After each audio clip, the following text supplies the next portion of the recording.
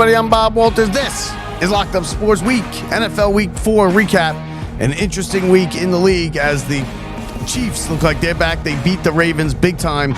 Lamar Jackson out with an injury. The Packers and Cowboys play a wild 40-40 tie late into the night. And the Giants introduce the world to Jaxson Dart.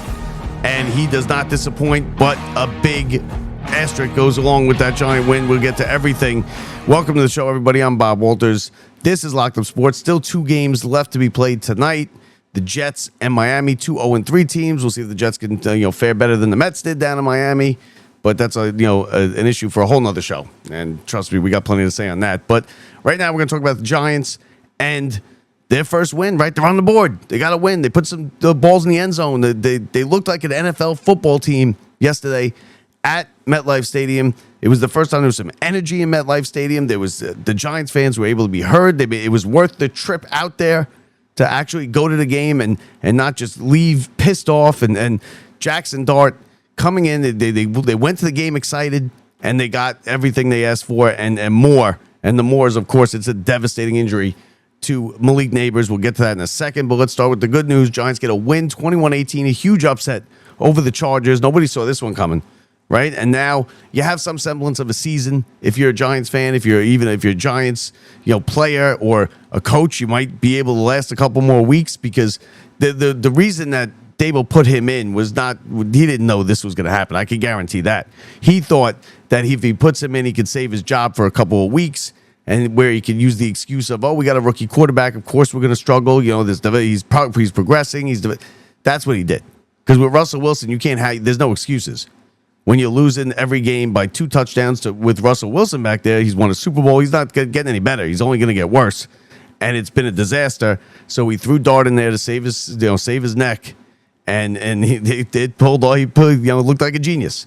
That's the thing with that. Is he was either going to look like, desperate to save his job, or if it worked out, which it did yesterday at least, he looked like a genius. And then, listen, Jaxson Dart was good yesterday, right? He was 13 of 20, 111 yards, 65% completion percentage. Not great, not gaudy numbers or anything, but you're not going to expect that. A touchdown, no interceptions is the big one, because the no interceptions. And a lot of times these young quarterbacks come in there and they just throw the ball to the other team. They can't read the defense. They don't know where the safeties are. They don't know who, the linebackers who's blitzing, and they just get overwhelmed with it. And they end up, making mistakes and throwing in big spots and throwing the ball to the other team. Jaxson Dart didn't do that. He came on, and I think it was important that they went right down the field. He scored the touchdown on the QB draw. He can run.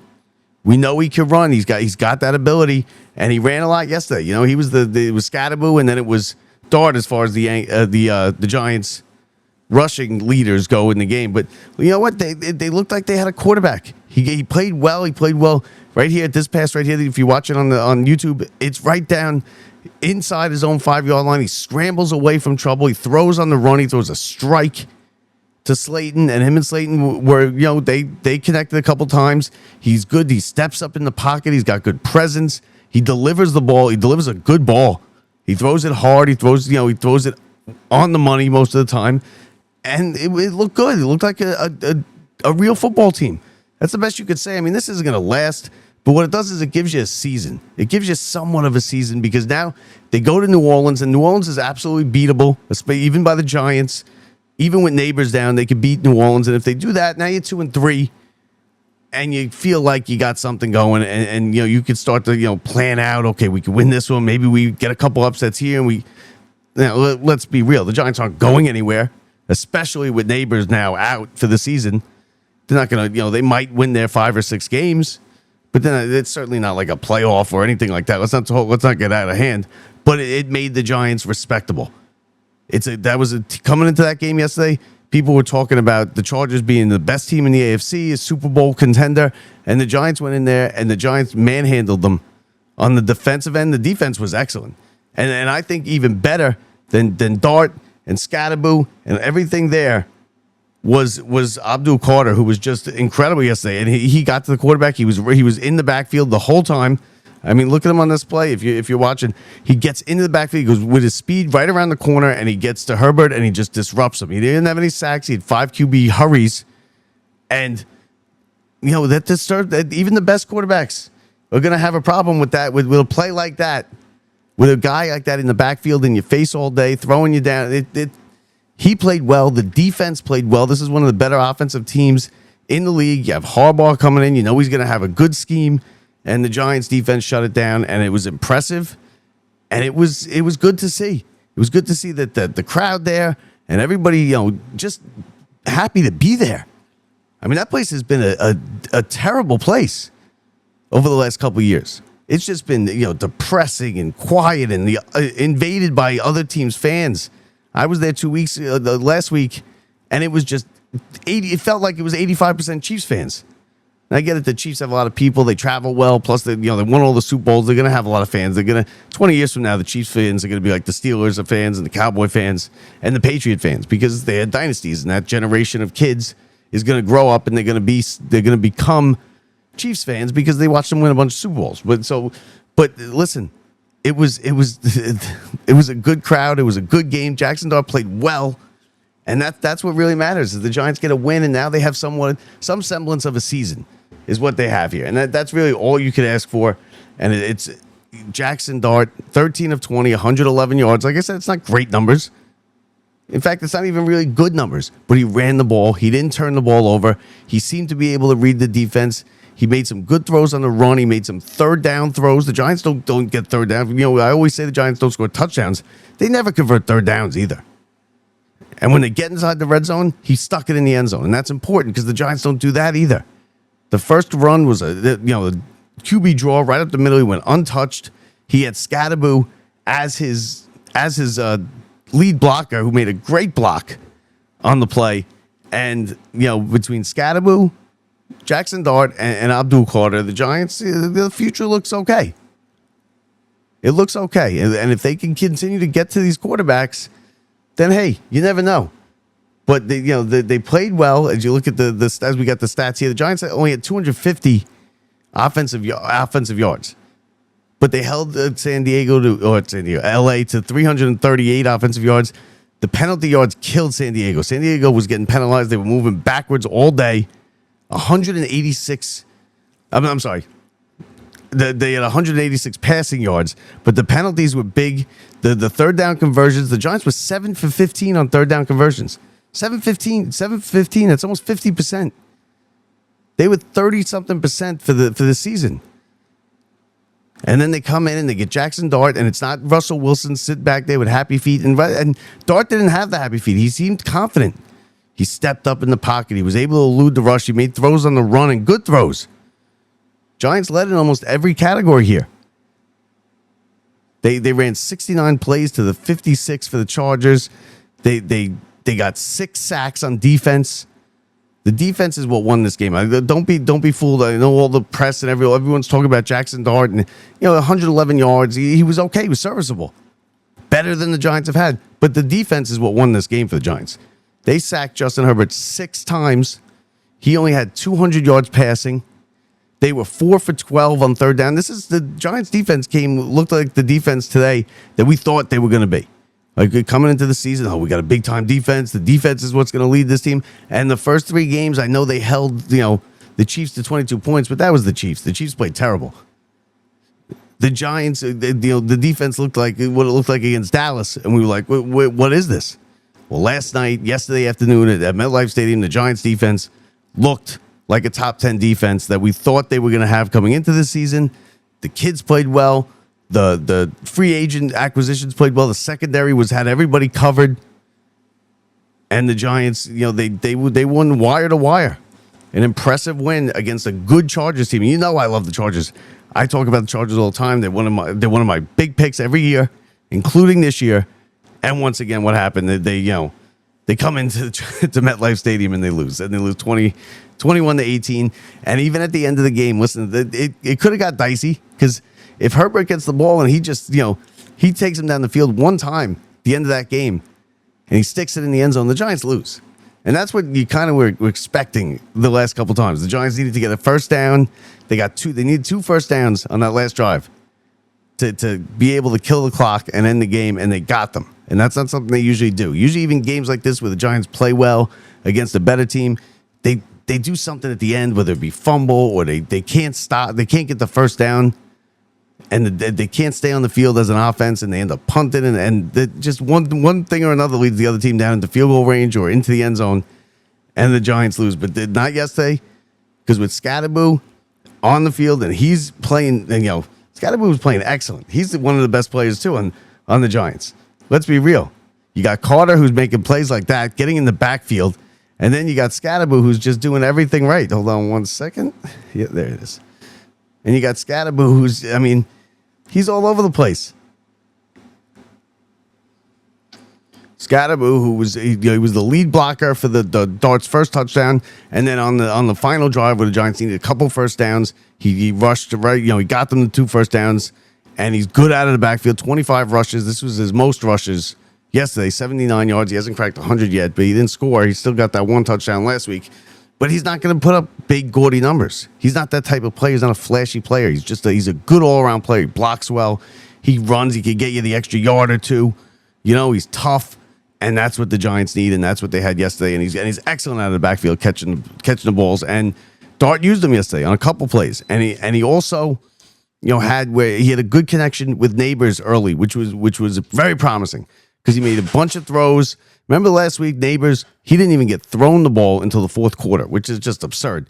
And in some plays, he wasn't even running routes. He was just standing there. He was like a decoy. Well, yesterday they used him early, and they used him often in the first quarter. And then, of course, disaster struck, and he blows out his knee, and the Giants lose Nabers now for the entire season, probably even into next year, possibly.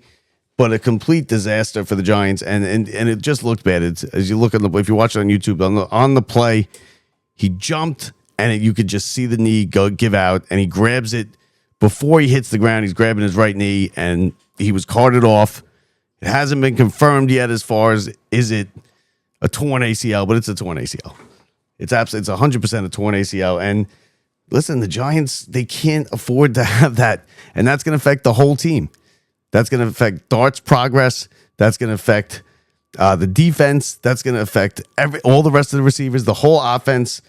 And it's just really a shame. It's a disaster. And it's gonna show. You'll see. Watch. They won't be able to move the ball like they did yesterday without Nabers. Nabers is one of the top receivers in the NFL. He's one of the better draft picks in the recent years. And for him to blow out his knee, and now you got to even question, is he going to be the same when he comes back next year? Some plays are, some aren't. It takes they don't trust the knee anymore. Listen, it's a terrible situation. So as good as things were yesterday, with we found a quarterback, we got a win. They got the crowd was behind them rather than booing them off the field every time they came off the field like they were last week and then the weeks before that. It was a good scene, and then it just gets shattered. And when Nabers goes down, and that's good. Yeah, they could probably beat New Orleans next week, but it's going to be tough for them now the rest of the way. And like I said, it's going to stunt the development of Dart because that's going to be his guy. That's going to be the connection that the Giants have years to come for the next decade. Dart and to Nabers. And now this puts kind of a damper on that. So it just a disaster for the Giants in what was one of their better games in recent history to lose Malik Nabers for at least a year. And the question is he going to be even the same player when he comes back? And it's like the Giants, they can't get anything. They can never have their cake and eat it too. They finally get a game where they play well, and the quarterback and the crowd's going crazy and everybody's energized, and finally we got something going here.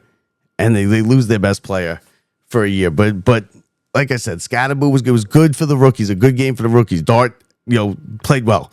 For a first game in the NFL, you can't complain about that at all. The defense was the story, though. That's what won the Giants the game. Sacking Herbert 6 times, 12 or 13 QB pressures. He was running around, running for his life all day, and the Chargers couldn't get anything going. And Scatterboo, again, which I've told you the last couple of weeks, Scatterboo is going to be a fan favorite. He's going to be a rough, tough guy. He's small. He's like an everyday type of guy, and he wills his way on every play, and he plays hard on every play.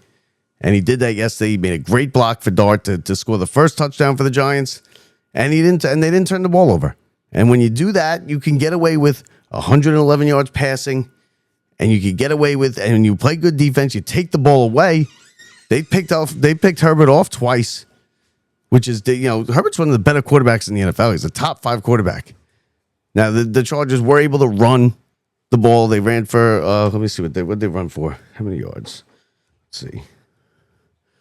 They had the rushing yards for the Chargers yesterday were 152. So, not great, not a disaster. They didn't run for 250 yards or something like that on the Giants. But, the Giants ran for more, 161. The Giants were ahead in almost every category.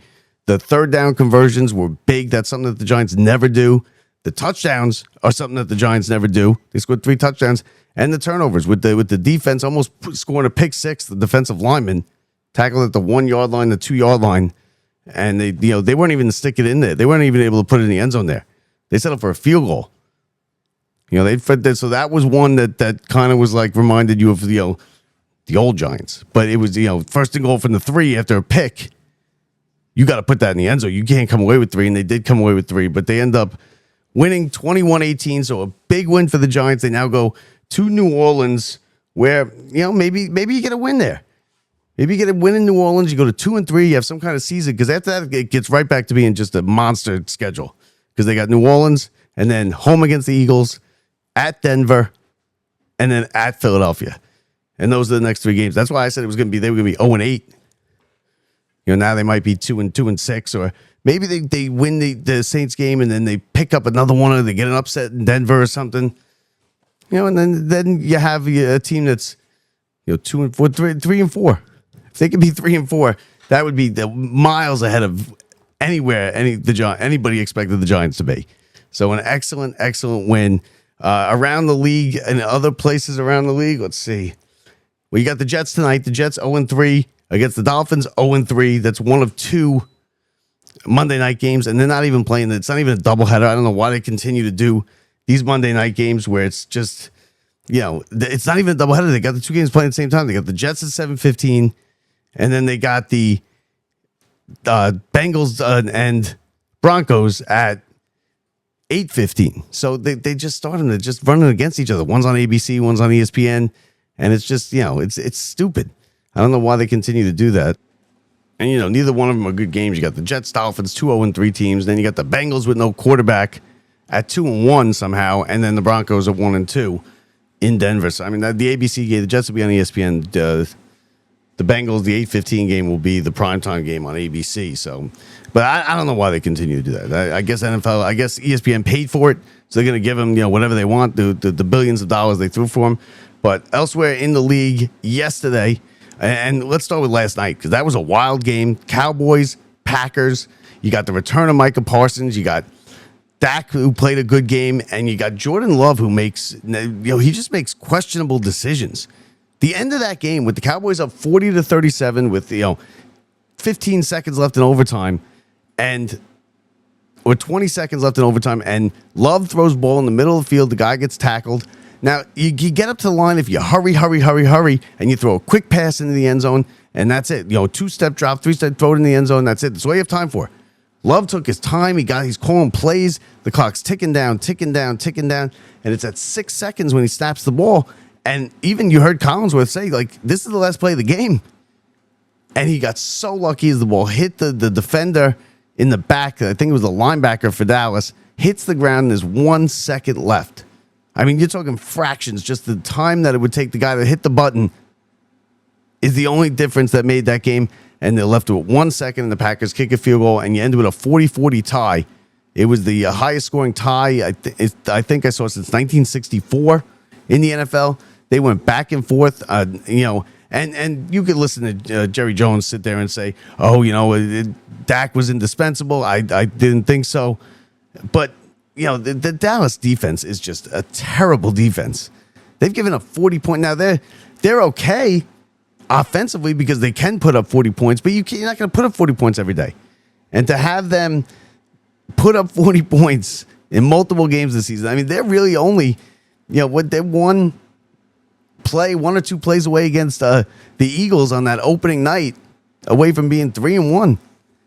So I don't think they're a good team. They're not going to go anywhere with that defense. You could have a high-powered offense, which they do, and they score a bunch of points. But with that defense, they're just going to be the offense is going to be against the ropes every time they get the ball. Basically forced to put the ball in the end zone every single time. And last night, I'll tell you what, they should have won that game. Dallas, and it should have been Jordan Love's fault. Jordan Love did not play well. He makes bad decisions. This is now 2 games in a row he's made just glaringly bad decisions. Elsewhere, you had the Eagles, who get another blocked field goal late in the game to win. They beat the Buccaneers, and Baker Mayfield had one of those games where it's just kind of, it's one of the games that Baker Mayfield has. He could play great, and he could be a wild man throwing the ball all over the place, making great throws, and then he makes a bonehead decision where he throws a pick at the worst possible time, and he did that yesterday in the Eagles, who now have won 20 of 21 games, including the Super Bowl. They win every week, and you got A.J. Brown, who's just a clown, putting up the tweet after the game about how, if you're not happy, you just leave quietly, you don't make a scene. Give me a break. Like, what? Your team's winning. They're 4-0. Just because they're not winning with the way you want to win and you're not the main part of the offense, I tell him, take a hike. This guy's done this before. Remember, he was reading the book on the sideline. These receivers, these diva receivers in this league, they got to learn that it's about winning games. It's not about how many catches you make. A.J. Brown is the kind of guy, he would rather make 3 catches, make 3 spectacular catches, get on the highlight reels, get on SportsCenter in the top 10, and lose the game than make 1 or 2 catches and win the game. And I don't need that on my team. And I can't believe. And the Eagles, they got a decision to make here because he's obviously unhappy. Your team's, and if you're 4-0, defending Super Bowl champions, 4-0, playing great football, you've won 20 of 21 games, which is unheard of. That's like stuff that the Chiefs did and the Patriots did. And you're sitting there tweeting out stuff like this, saying how, I'm not getting the ball. Come on. We're winning, right? We're winning. I'm telling you, he would rather make 7 catches and lose the game than make 2 catches and win the game. And I don't need that on my team. I wouldn't want that on my team. These receivers that are like this, that they're head cases and they're divas and it's all about them. It's me. I'd get him out of my team. I get him off my team. Eagles could win without him. They probably won't. I'm sure they'll settle it down with him, and he'll end up staying. And what they'll do is they'll placate him and they'll get him more balls. And it might cost him a couple of interceptions because they're trying to force it into him, and then it could cost him a game or 2. And to have that on your team, that type of cancer is just it's not worth it. It's not worth it. The Ravens are big trouble. Ravens are 1-3. They lose to the Chiefs yesterday. Chiefs are now back rolling right after beating the Giants last week. They come in 37-20. They blow out the Ravens. Jackson hamstring issue left at the end of the game. The Ravens, who were a Super Bowl favorite, they were an eyelash away from going to the Super Bowl last year. They are in trouble. 1-3, and I'm telling you, in this league, when you get off to a rough start like this, it is tough to catch up. Now, I think they can, but I don't think they're finished, but they're in trouble. They're absolutely 100% in trouble. And then you got the Bears, who just squeak one out at the buzzer against the Raiders, 25-24. You got the Colts, who had every chance in the world to go into LA and beat the Rams, just make dumb mistakes. The Rams win 27-20, and the Colts and Daniel Jones and they got to be kicking themselves.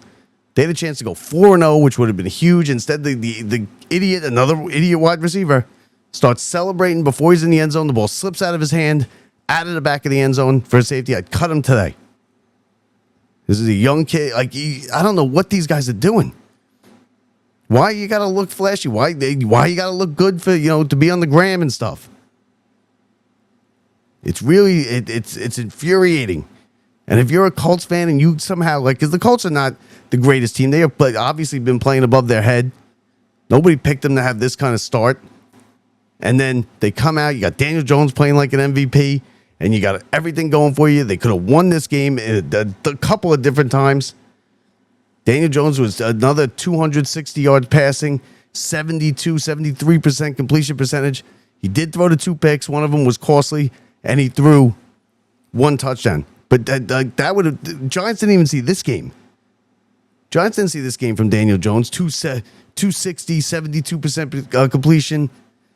They saw the picks, but man, the Colts are going to be, I'm telling you, the Colts are going to be kicking themselves at the end of this season. If it somehow comes down and they miss the playoffs or they don't win the division because of a game like that happened yesterday. Now, Patriots, they blow out the Panthers 42-13. Just, another blowout, another good win for the Patriots. Not even close. Bryce Young for not good, only 150 yards, 60% completion percentage. He only threw a touchdown. I'll tell you, the Carolina is no good. And then we got, let's see what else was other games. Yesterday, the Texans finally get a win. Texans needed a win in the worst way, 0-3. They come in, they shut out the Titans, who are a bad team, 26-0. And the Lions, 34-10. They have, after that week 1, the Lions and the Packers have kind of gone in different directions. Packers are, squeaking out wins, and they get the tie last night, but bad decisions. The Lions offense is clicking, 34-10. They're talking about benching Joe Flacco in Cleveland, which, it looks like time has finally caught up to Joe Flacco. Because he was never good to begin with, right? He was serviceable, and he didn't make mistakes, and he was smart, and he was that kind of quarterback, and he just keeps getting jobs. He keeps getting pulled off his couch to come and play every week, or every year, I should say, and he's played well. He played well last year for Cleveland at the end of the year, but I think his time has finally come. You might see Flacco get released this week. You might see Cleveland be one of the teams that possibly goes after Kurt Warner. I think Cincinnati should probably go after Kurt Warner. Listen to me, Russell Wilson, because Russell Wilson is now going to need to be traded. He's not going to. He didn't come to the Giants to sit on the sideline as a backup. He knew that was coming eventually, but he came here to play. Hopefully, this whole first year for himself. He wanted to play this whole year, and then he figured he would make the transition to Dart, and it lasted 3 weeks. Just a complete disaster. And Dart comes in yesterday and wins the game. So Jets tonight in Miami. Jets need to win this game. They're underdogs. I think they're 2.5-point underdogs, but they are better than Miami. They gotta play. They gotta play better. The Jets have been in these games. Everyone's sick of hearing Aaron Glenn tell you that it's not the same old Jets. That they're a better team, changing the culture. We got to see it. They got to see it. You can't just give these fans rhetoric every week and garbage talk, because if they don't see it, they're not going to believe it. You are the same old Jets. Aaron Glenn is the Jets from back that were the same old Jets. He was on those teams. And now he's coming in here and he's feeding you lines every week as you're going out and you're losing, and you look like the same old Jets. They either get blown out or they lose by a field goal, or they big turnovers or drop passes. It's the same old Jets. 0-3. Got to come out and win in Miami tonight. Miami's a bad team. They're going nowhere. The coach is on his seat is red hot. Go out there tonight and beat Miami and play a solid game, because the Jets are now they're starting to become the moral victories team of this league. Oh, we played well the first week against the Steelers. We just got unlucky at the end. Then nobody cares. You lost the game. Bottom line is it went into the loss column as a lost game, and nobody cares that you played well against the Steelers, who do look like a good team now. The Steelers are really playing well, and Aaron Rodgers is playing well. And just a smack in the Jets' face. But there's no moral victories. You didn't win the game. Nobody cares that you played well. Did the same thing last week. And then in between that, they got blown out at home against Buffalo. The Jets needed to play Buffalo like the Giants played L.A. yesterday. You got to keep it close. And you got to win these games. You got to win some games. Moral victories get you nowhere. The Jets are 2-1 in moral victories, but they're 0-3 where it counts. And that's the 0-3 is the only thing anybody matters. So, again, the story today is Nabers with the injury, right? It's going to be a torn ACL. It hasn't come out yet, but it might have come out while I'm recording this.